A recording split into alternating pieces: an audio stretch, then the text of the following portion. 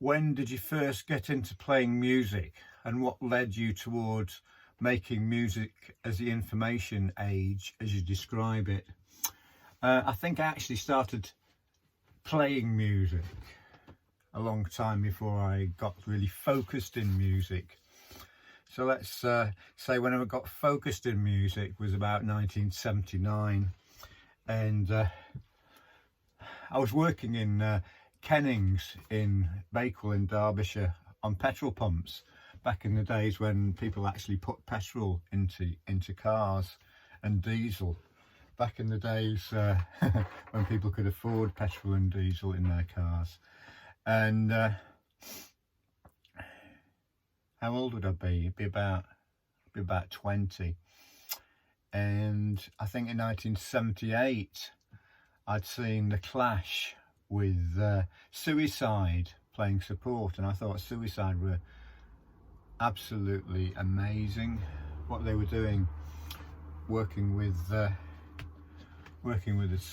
sound. And I was listening to Human League and the Human League and Cabaret Voltaire on John Peel, I think it probably was, on this slightly out of tune, very old radio that I had a very poor reception where I lived in the Derbyshire Peak District. But I saved up some money from these petrol pumps, and I had an imaginary band for a while called The Pump. We didn't have any instruments at all, and eventually this is the first instrument for my collection. This has been heavily modified since. This was a Woolworths top 20 guitar belonging to my mate John, and I bought this off him, and a couple of years later I modified it like this, and yeah, used that for Nocturnal Emissions performances. But at that time, the first instrument I bought was I got no idea. I'd never been in a band. I got no idea. I bought this sort of tin box amp to plug that into, which was literally a tin box. I think it had a spring reverb in it. It was 100 watts, and I got that from the Exchange and Mart, which was, nobody will know what that is. It's a newspaper where they sold things.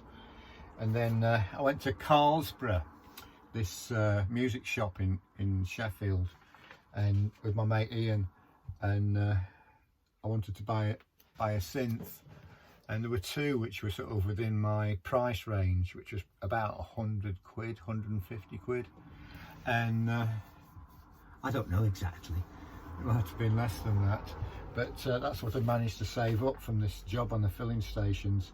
And it was a choice between a Wasp, this flat chunk of plastic, and a Korg MS-10, which had a little keyboard and it had little bits that you plugged in. And Ian and I actually knew nothing about synths, but we had a go on a AKS synth, an EMS AKS synth, when we'd been students in Chesterfield, because we'd had one of those in this light and sound room.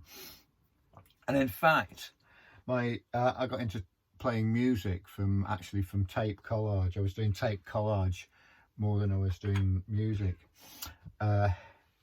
because I never really felt I had the motor coordination to play very well. So yeah, that was my Korg MS-10 from Carlsborough in Sheffield. And I was just watching on the telly last night, the Human League had an MS-10 in their studio, and they probably picked it up at the same time, and probably from the same shop. Certainly I saw Cabaret Voltaire supporting the Banshees in 1979, and they were really good back in the days when Chris Watson was in Cabaret Voltaire, and back in the time that they had this more complex sound that used more collage elements. And it was I preferred the very, very early sound that Cabaret Voltaire had. Very soon they tried to be pop stars. Anyway, you've been a musician for around 4 decades. What changes have you noticed in that time, And how have these improved or hindered your life as a musician? Well, that's exactly it, isn't it? I mean, back then, there wasn't any electronic music. You had to really seek it out and actually physically go to Sheffield. I mean, so but there was a very generous atmosphere there, and in fact Mal from Cabaret Voltaire invited me to do some work in his studio then, and I'd never done any electronics at all. I mean, this was just on the basis of showing an interest. So it just shows how few people actually showed an interest. I used to see him at gigs in Sheffield. I think this was probably gone to see the pop group and the Good Missionaries at Salter Lane, at art school that used to be in Sheffield. You've been a musician for about, what changes have you noticed? So it used to be really hard to actually record, well, really, because I didn't have the technology to make anything. So the only technology I had was this old reel-to-reel tape machine. And then I think I'd managed to do some overdubs on it somehow. I managed to build up some tracks of overdubs on it, just playing one note and one sound at a time on this MS-10, and then mixing it down onto cassette or something. I might have some of these in boxes upstairs somewhere still. I'll have to check that out. But it was really, really hard to do anything to experience electronic music and experience a variety of music which wasn't charts music, I guess. And also it's just a different world. It's just a different world. I can find out anything in the world within seconds now, and when I started, you'd really have to work, you know. You'd have to travel miles and then ask somebody in a shop, you know, and that would take all day. And it was the same when I lived in London. Yes, I had to sort of travel across London to find a drum machine, and drum machines hadn't really been invented. It was absolutely difficult to do this, but you needed some sort of an obsession to get it going. I don't know. I really don't know. But it's loads easier now, and I think that's why I'm so productive these days, I guess. Nocturnal Emissions has been your main project for most of your career. Well, this is an anti-career in music, really, because I've never sort of I have had an income from it, but it's never quite been a hobby. And it's always been more of an anti-career than a career. But in recent years, more recordings have been released under the Nigel Ayers name. How does the work of Nigel Ayers differ from Nocturnal Emissions? Well, I think really the name Nocturnal Emissions sounds a bit heavy metal, and it sounds a bit industrial, doesn't it? So when I don't want to do something which doesn't sound heavy metal and industrial and a bit sort of teenagery, you know, it hasn't got that sort of teenage vibe. That's when I work under the Nigel Ayers name. It's more serious and grown up, is the general idea. What's the most important lesson you've learned while operating as a musician, i.e. releasing your own stuff, working with lots of labels, collaborators? I think it's important to find your own path, or for me to find my own path. I'm I'm not very good at being what somebody else wants me to be, and so you've got to do it your own way, haven't you? And if you do it your own way, you've got to release your own stuff, and you got to take that leap really of looking ridiculous. Just get over the fear of looking ridiculous when you release your own stuff, and oh, what will people think?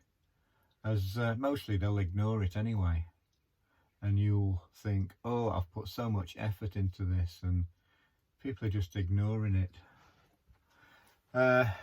Working with lots of labels and collaborators, well, that's just because I don't know, people ask me to do things. Momentum builds up over years, that's what it is, and people get in touch. They didn't used to. You used to have to put a lot of work in. Now I'm working every day anyway, and I've still got to put the work in, but it's sort of there's a sort of a compound interest on it over years. Are you comfortable performing live? Yes. What do you want to get across to the audience at a Nigel Ayers noise transmission show? And does that differ from the experience we might get at Nocturnal Emissions gig? Well, what I've been doing at Nocturnal Emissions gig has been I've been working a lot with projections and integrating sound and music, but it's very much that sort of macroscopic projections I've been working with, and it's been a bit confining for me, I think, and I just like to be able to sort of turn up and lay down some grooves and lay down some noise, and for it to be to flow a little bit freer than this more rigidly staged format that I've been doing for the past few years. Anything else you want to... Oh, and also it means I can play different venues, like this little club in this little night club in Plymouth. It just wouldn't suit a projection because you have to black things out and all that sort of thing, but it does you are close to your audience, and you can actually have that sort of energy exchange with sound. So I'm going to work out something special for that. It's work in progress, but I'm not far off it. Anything else you want to plug, mention? Nocturnal Emissions in dub. I'll be playing a bit of dub in Plymouth. That's what I'll be doing. I'll be playing some noisy dub. All right. Nocturnal Emissions in dubs come out in vinyl. This is a really good loud cut. It's better than what I did for the download even. And there's 8 tracks that have been extracted from Nocturnal Emissions in Dub Volume 1 and Nocturnal Emissions in Dub Volume 2. And these are really nice grooves, and this has come out in a label in Portugal. So I've not got very many copies of these, but I'm very pleased with it. And to tell you the truth, I was a bit wary of the design while they were doing it, but I think it's turned out really well. I just had to sort of stand back, and I will give a credit to who mastered it. It was Dougie at Conscious Sounds, because he's got a good sound out of it there, and it's this technique to getting a good, to making a groove sound right. And also I'll plug the book Nocturnal Emissions, which is a great, no, it's not called that, is it? It's called Electronic Resistance, which is which came out in America this year or last year, very late last year. It's copyrighted. It didn't come out till this year actually, but there's lots and lots of documentation in the early days of what I was doing, between 1980 and 1993, and there's lots of collages been really nicely reproduced there, and there's sort of manifestos and stuff like that in it, and just the ideas that was playing with as a sort of an experimental musician when everything had to be possible. I don't know, things hadn't been done. Electronic music wasn't a retro thing. Electronic music was something which was going to happen next. It was happening now, and it's happening next. It wasn't this retro thing. And I think now I look at it as something that's happening now, and it's happening next, and it's not looking towards that past. I suppose a lot of these the pioneers of electronic music were looking to do an electronic version of Chuck Berry or something, an electronic update on the blues, I suppose Suicide were doing. But there again, we're looking at music of the future, music of the present really, and looking very, very focused at the grim present, and just seeing what we can make out of it, and just, is a better world possible? I think a better world is possible, and I'm trying to find a way through that, through using science and through using memory and through using the power of the imagination focused through amplified sound.